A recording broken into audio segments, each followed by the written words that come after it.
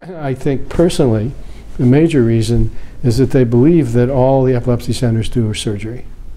And that's an unfortunate misconception.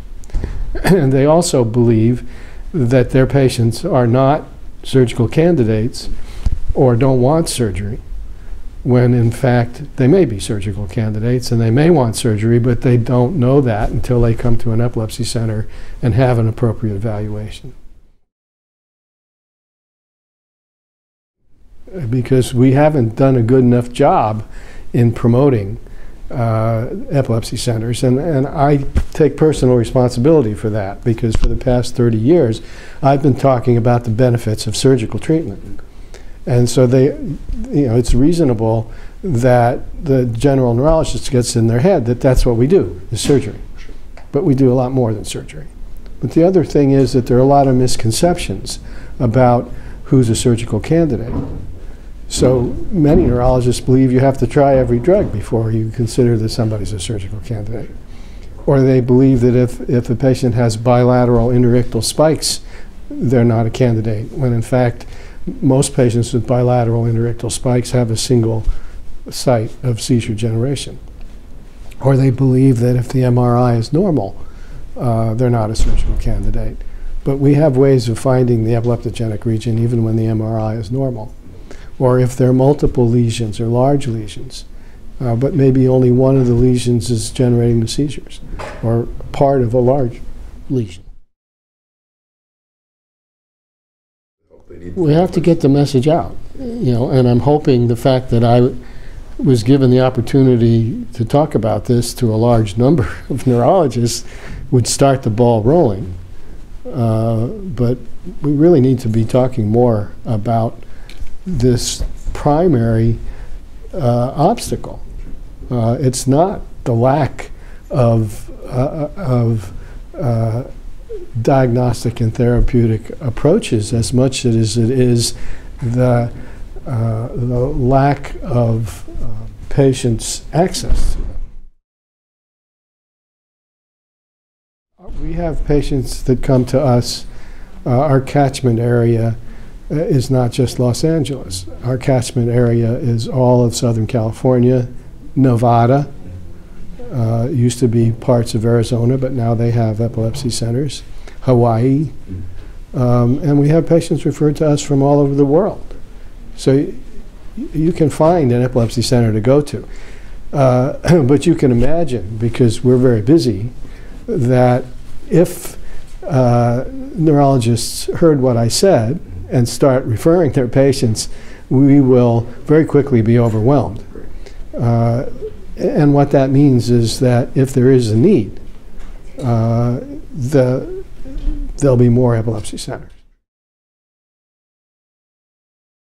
When I started, there were probably 40 epilepsy centers in the United States, or less. There may have been a dozen or two that were actually doing surgery. And maybe you could double that number if you include the ones in Europe and Canada. Now, there are over 100 in the United States. And they're not only in Europe and Canada, but they're in developing countries. Not just the BRIC countries. They're certainly being done in Australia, in Japan, in Korea, but there are good epilepsy centers now in countries like India, Turkey, Israel, where they're doing surgery. It's going to mean that a lot more patients who have refractory epilepsy are going to be adequately treated, and they're going to survive. They're not going to die. And if they're treated early, that's the other thing, is that data shows that of the patients who are referred to epilepsy centers, the average duration from onset of epilepsy to referral is over 20 years. So that many of these patients, when we see them, even though we're able to stop their seizures, their psychological and social disability is irreversible. And so they remain dependent on their families and on society, and we can't rehabilitate them. They can't go out and get a job and get married and pay taxes, and it's tragic. So the other major message that I made was that the objective of treatment is no seizures and no side effects as soon as possible. And what I was requesting neurologists to do is to diagnose refractory epilepsy early, and as soon as you've diagnosed it, refer them for a consultation at a specialized epilepsy center. There are thousands of neurologists here. It remains to be seen whether they listened to what I said and understood it and took it seriously.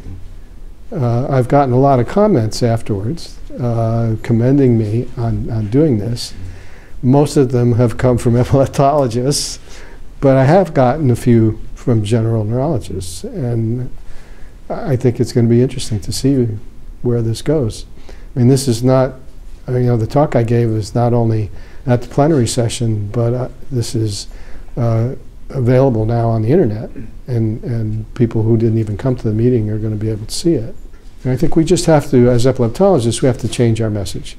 We have to stop talking about surgery and begin talking about referral to an epilepsy center, and begin talking about all the things that epilepsy centers offer. We now have 2 randomized controlled trials that demonstrate that epilepsy surgery is effective. There are no randomized controlled trials that demonstrate that referral to an epilepsy center is effective if the patient is not a surgical candidate. We know as people who run epilepsy centers that it is effective. And we also knew long before the randomized controlled trial that was done in Western Ontario in 2001, we knew that epilepsy surgery was effective. But it's a lot harder to do a randomized controlled trial of referral apart from epilepsy. That really should be done.